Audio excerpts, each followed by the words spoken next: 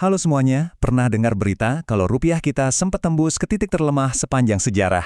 Nah, ini bukan kebetulan belaka ya. Hari ini kita bakal bedah tuntas misteri ekonomi ini. Kita cari tahu sebenarnya apa yang terjadi, kekuatan apa yang lagi bermain di belakang layar, dan yang paling penting, gimana ini semua ngaruh ke dompet kita sendiri.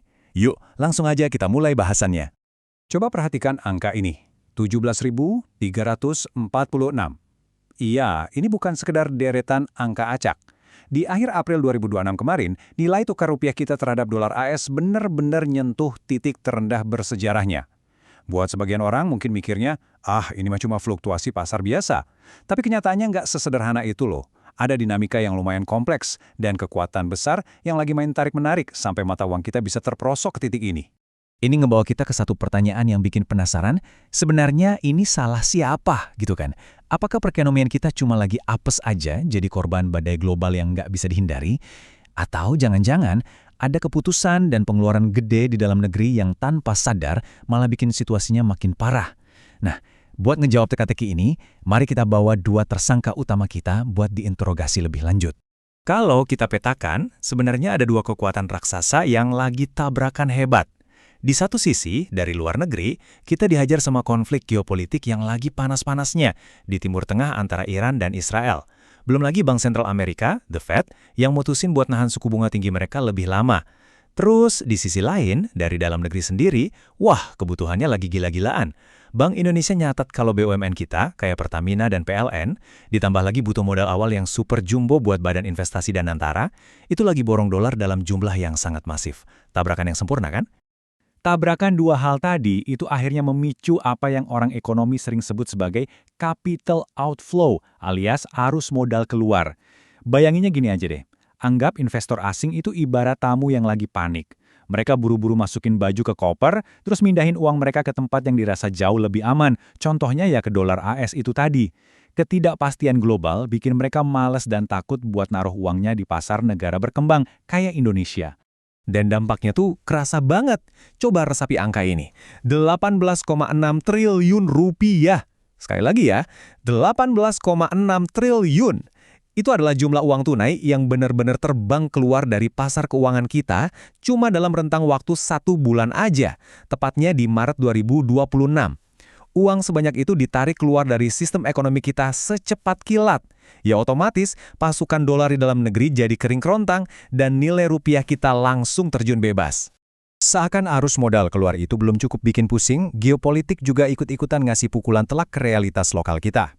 Gara-gara ketegangan di Selat Hormuz, kebayangkan 20% pasokan minyak dunia lewat situ, harga minyak mentah Indonesia atau ICP langsung meroket tajam ke 102 dolar AS lebih per barel di bulan Maret. Padahal bulan sebelumnya masih nyantai di kisaran 68 dolar loh. Loncatan harga yang ekstrim ini jelas ngasih tekanan yang luar biasa berat buat anggaran subsidi energi pemerintah kita. Efek dominonya ternyata nggak berhenti di situ, tapi menjalar juga ke instrumen yang namanya SBN atau Surat Berharga Negara. Kita sederhanakan ya, yield SBN itu gampangnya adalah suku bunga atau biaya ekstra yang mau nggak mau harus dibayar sama pemerintah kita pas mereka minjem uang dari investor buat nombokin defisit negara. Logikanya sederhana banget, makin panik pasar, makin mahal juga dong biaya yang dipatok sama investor buat minjemin uangnya ke pemerintah. Nah, imbasnya, di paruh pertama 2026, yield SBN 10 tahun kita terbang tinggi sampai nyentuh 7,4%. Tahu nggak apa artinya ini? Bunga 7,4% ini bikin biaya ngutang pemerintah Indonesia jadi yang paling mahal se-ASEAN. Ini serius loh, dan harus kita waspadai. Karena dana triliunan yang idealnya bisa dipakai buat kebangun sekolah baru, fasilitas rumah sakit, atau bikin jaring pengaman sosial buat masyarakat, malah akhirnya habis kesedot cuma buat nutupin beban bunga utang. Sayangnya, badai ekonomi makro yang kita omongin dari tadi ini nggak cuma jadi angka-angka di layar bursa saham. Ini beneran ngehantam kehidupan sehari-hari. Di kuartal pertama tahun 2026, tercatat ada 8.389 pekerja di Indonesia yang harus menelan pil pahit kehilangan mata pencahariannya karena kena PHK. Permintaan global yang lesu, ditambah imbas awal dari kebijakan tarif perdagangan Amerika yang baru, benar-benar nekan industri dalam negeri kita sampai ke batas maksimalnya. Kalau kita lihat penyebarannya, data ini bikin cerita di balik angka makro tadi kerasa jauh lebih nyata. Bisa kita lihat kalau Jawa Barat nerima pukulan yang paling keras, nyumbang porsi yang sangat besar dari total PHK nasional. Sektor-sektor padat karya di sana, kayak pabrik tekstil dan alas kaki, bener-bener kewalahan. Mereka terpaksa melakukan efisiensi gede-gedean cuma biar perusahaannya tetap bisa bertahan hidup di tengah himpitan ekonomi yang super berat ini. Terus pas bank tradisional makin ketat ngasih pinjaman, ditambah lagi dengan gelombang PHK di mana-mana, kira-kira lari kemana masyarakat buat nyari jalan keluar? Betul banget, pinjol. Ledakan total utang pinjaman online ini benar-benar nyentuh angka yang fantastis, tembus lebih dari 100 triliun rupiah di awal 2026. Ini realita yang lumayan menyayat hati ya. Banyak warga yang akhirnya terpaksa nyebur dan bergantung sama kredit digital berbunga selangit, entah itu buat makan sehari-hari atau sekedar nyambung napas modal usaha mikro mereka. Tapi tenang dulu, di tengah situasi yang kelihatannya suram ini, negara tentu aja nggak tinggal diam. Kita mulai melihat cerita tentang ketangguhan. Bank Indonesia langsung pasang badan, mengerahkan perisai strategi pertahanannya. Mereka berjuang mati-matian jaga stabilitas dengan nahan suku bunga BI di angka 4,75%, turun langsung buat intervensi pasar falas gila-gilaan, dan nerbitin instrumen sekuritas baru yang namanya SRBI buat narik lagi dolar asing yang sempat kabur tadi.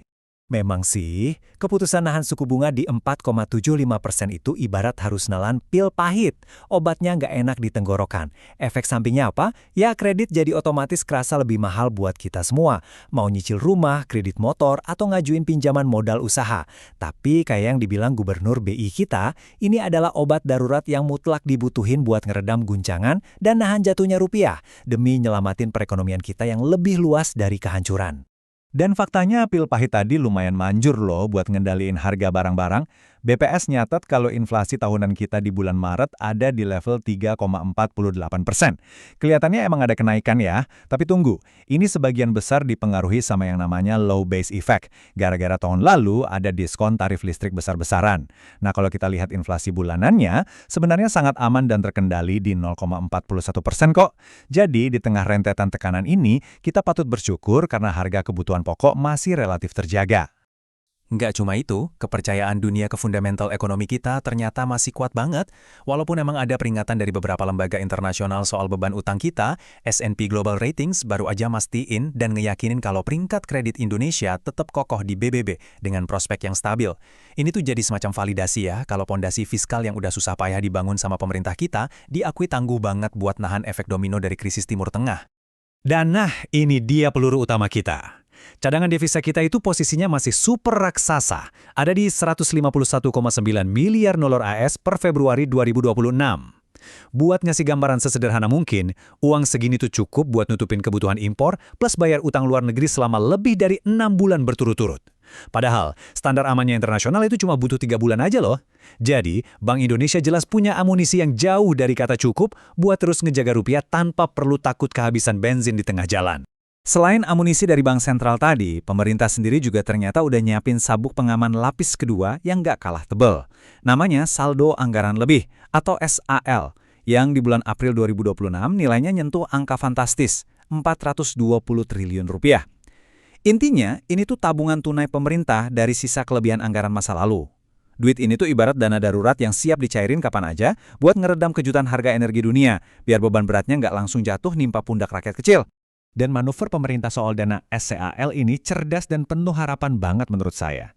Alih-alih cuma diendapin di bank sentral gitu aja, sebagian dari dana 420 triliun tadi secara perlahan dipindahin ke bank-bank komersial.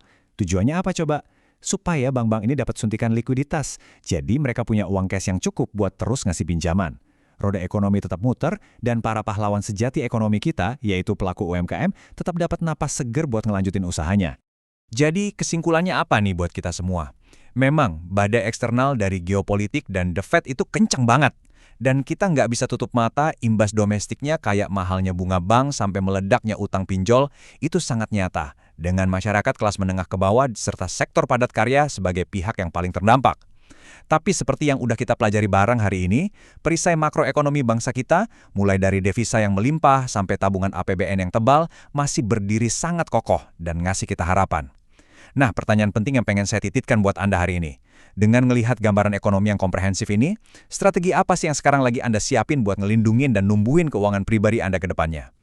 Terima kasih banyak udah ngikutin analisis kita kali ini. Tetap positif, selalu optimis, dan sampai jumpa di ulasan berikutnya.